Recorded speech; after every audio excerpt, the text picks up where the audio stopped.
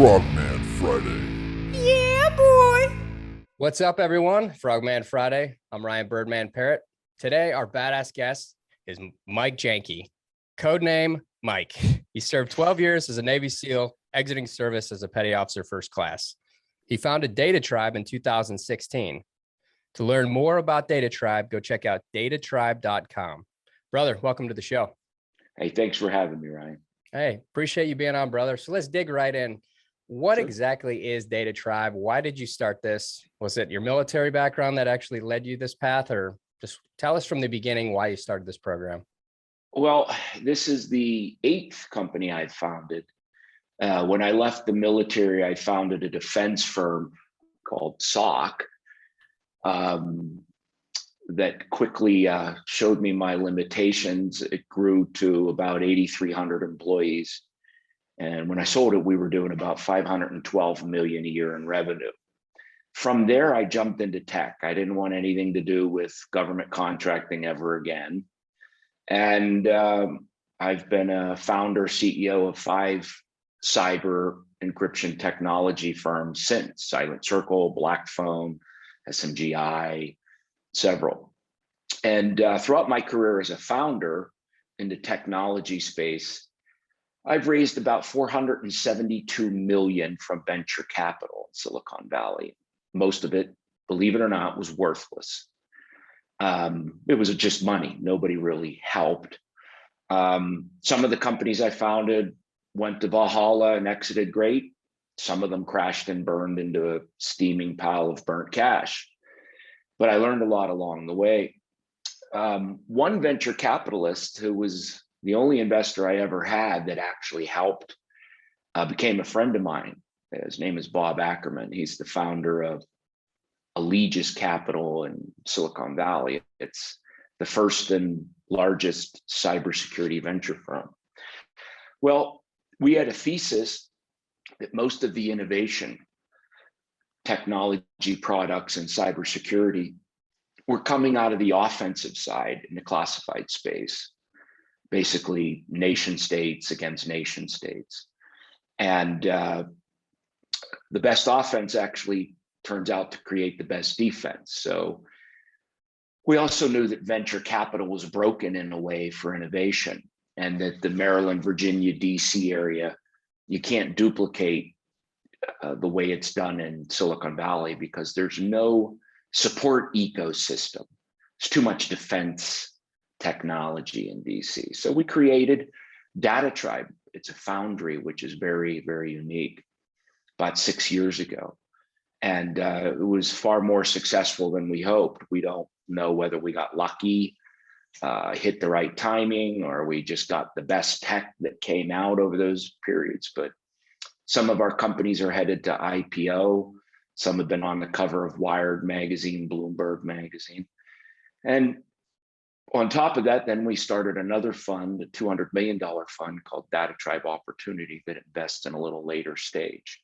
So I've gone the full gamut from being a technology founder, CEO, taking venture capital, to being on this end as a venture capitalist, investing and help grow companies.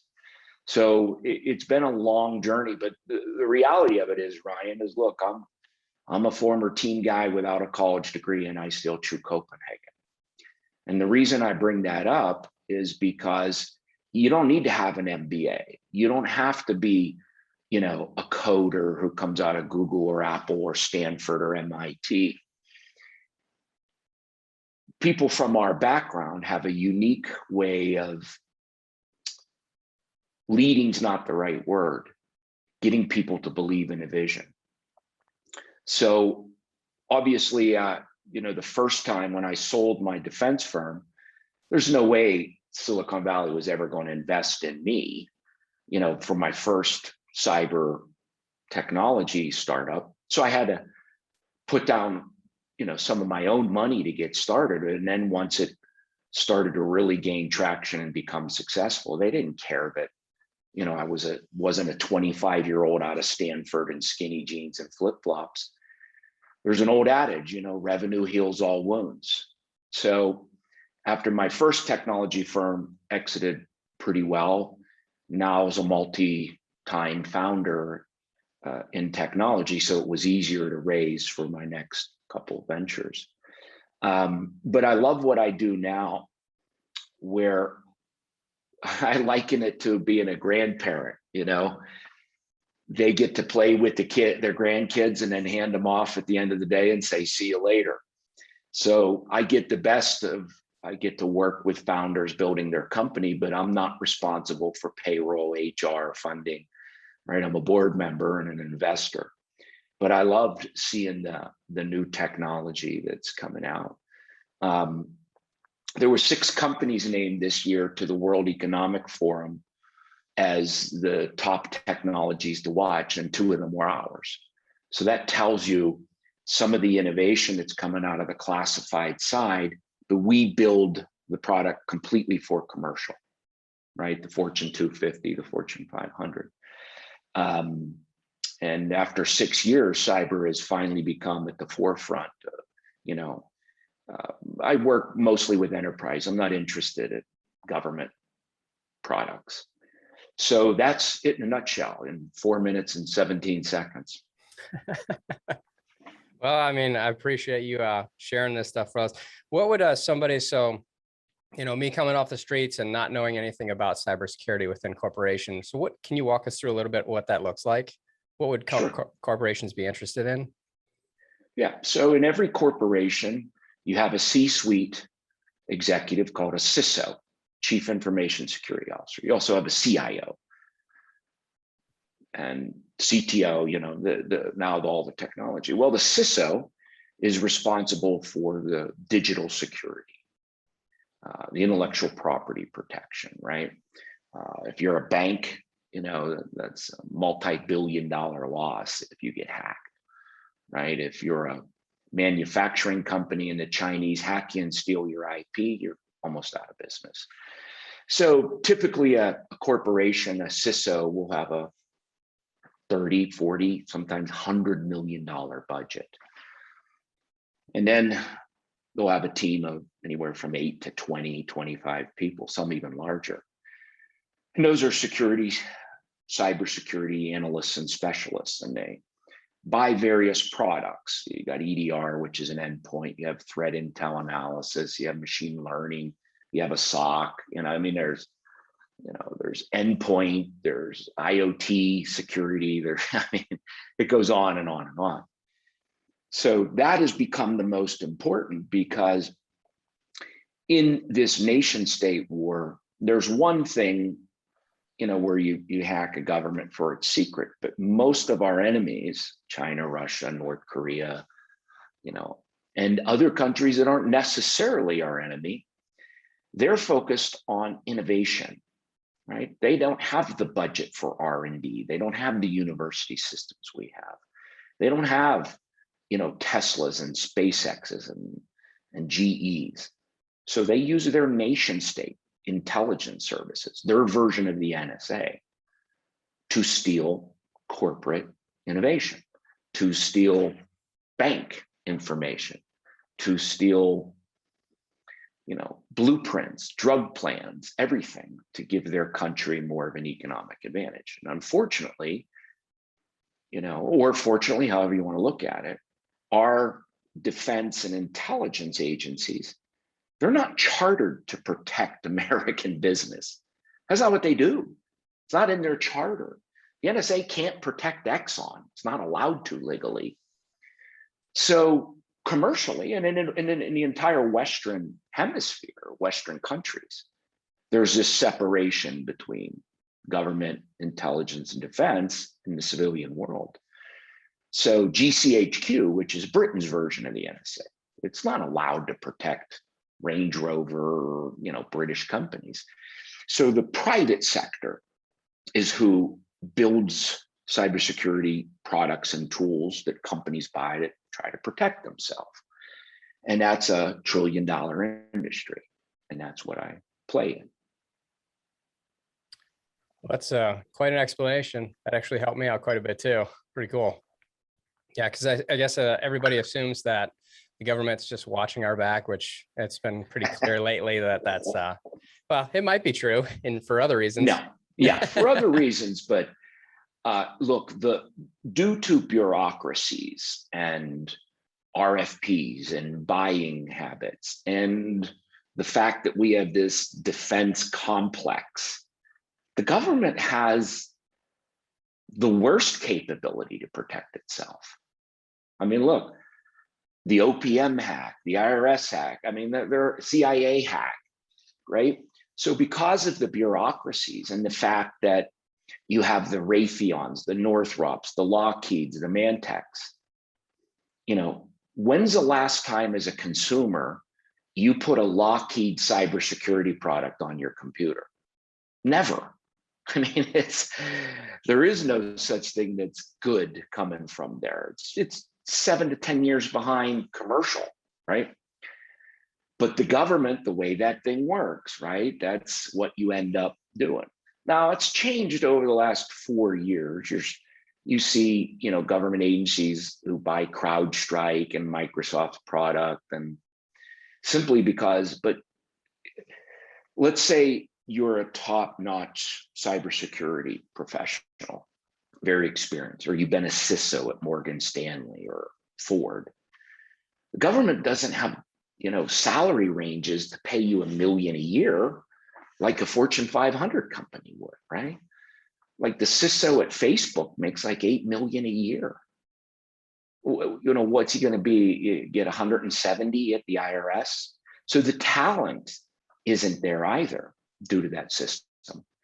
So the government is way behind on protecting those things.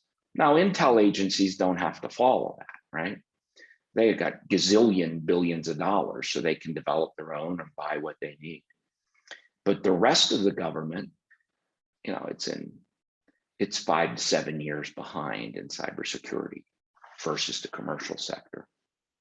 Sad to hear. Absolutely sad to hear. Well, I know this next question I want to ask you is kind of the final question. And I know for a guy who's started so many companies and been very successful, what is your goal? What is your next goal, or do you have a goal, or is it at this point now where I know you've talked to me offline about mentoring other guys and helping them get into business, coming out of the soft community or military community. What is a personal goal for you, business or other? Well, that's a great question. Having been founding companies now for over 20 years, and I'm 53, so you got to put it in context, right? You go through this period, my only child, she's in college, so I've got an empty nest. It's not monetary. What you'll find is that scratching the intellectual itch and being challenged becomes at some point more important than stockpiling money. So I love seeing new innovation. I love seeing new technologies that can do things that weren't capable 2 or 3 years ago. And that's scratching an intellectual itch, right? I can't just, I don't golf, I don't, boat. I love that. But as I've gone into my late 40s, now into my 50s at 53, a work-life balance becomes even more important, right? So by way of example, I own a ranch in northern New Mexico. I love archery hunting, for elk and bear and things like that. Everybody has their something, right? Some people, they want to go play golf, So a goal, as you get a little older, you have some success in business, transfers from, some money, some freedom thing, having something to being something, which is balanced, right? Now, I'm still not good at that. I don't think most special operation guys are good at balance. They may think they are, but it's not real balance, right? But to me, it's about now I've been able to have that balance because at DataTribe, we have a team that's way smarter than me, right? That runs the day-to-day and everything. But I, still work every day looking at startups, sitting on boards of some of our startups, investing, working with investors who, limited partners who invest in us. The other part of that is, this is a unique industry in technology, specifically in venture capital, where there are guys I know that are 70 years old that have been investing for 30 years, but they work 2 days a week. They sit on a board of some venture firm. So it allows you to still be intellectually engaged in things, but tip the scales even further as you get older on the balance side. The other thing is, look, people have helped me along the way and they still do today, right? So paying it forward, I think, is an important thing. And the other last comment I'll make on this, look, just because people make money doesn't mean that their advice or opinions are right. What worked for me building some companies may be a disaster way to do things for some other company. So kind of understanding that, giving advice is worth a cup of coffee because everything is different. Everybody's journey in business, everybody's business is different.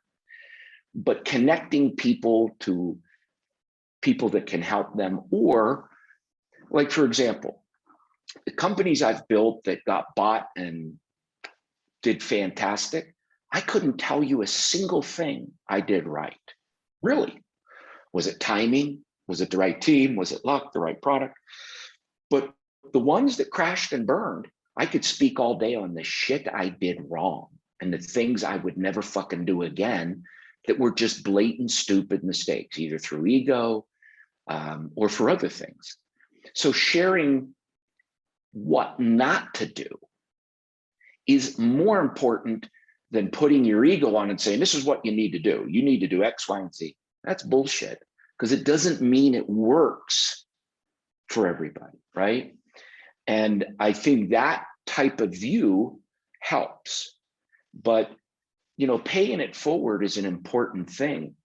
I have guys getting out of Delta and Dev Group, contact me, and a lot of it is context, right?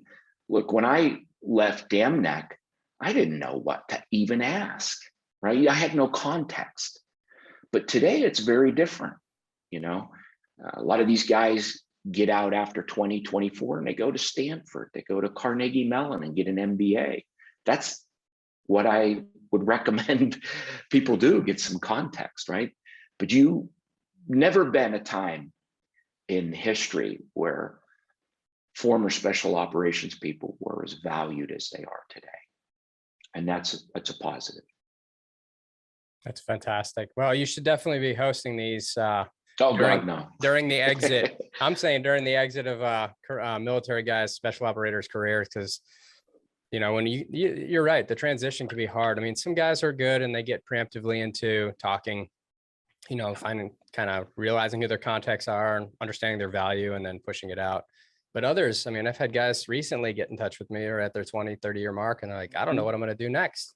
Yeah. And I'm like, well, if I had that answer for you, I'd give it to you, but it's got to be something that you believe in. That way you're actually going to crush it, Yeah. So. And we don't do a good job in special operations of having a good network. And, look, ego is great for one thing, and it's very bad for another thing. And for right or wrong, we are a type of creature with a mindset. But there's never been as much opportunity outside for spec op guys as there has been today, right? And I think opening eyes to a lot of guys getting out about the technology space, other businesses, where they could go and, go work at a Google or a place for a little while to get context and then figure out what they want to do. It used to be the first 10 years when I got out after I founded SOC, every guy that was contacted with me was like, hey, Mike, I want to start a shooting range and a security company. And I was just, dear God, don't do that, please. Right? I know that's comfortable, but again, do something that's uncomfortable. right? Go do something completely different. I hate to break it to you, brother, but that shit's still happening. Guys are still getting out and starting up shooting ranges, and yeah. Oh yeah. Oh, I know. I get it every week, you know.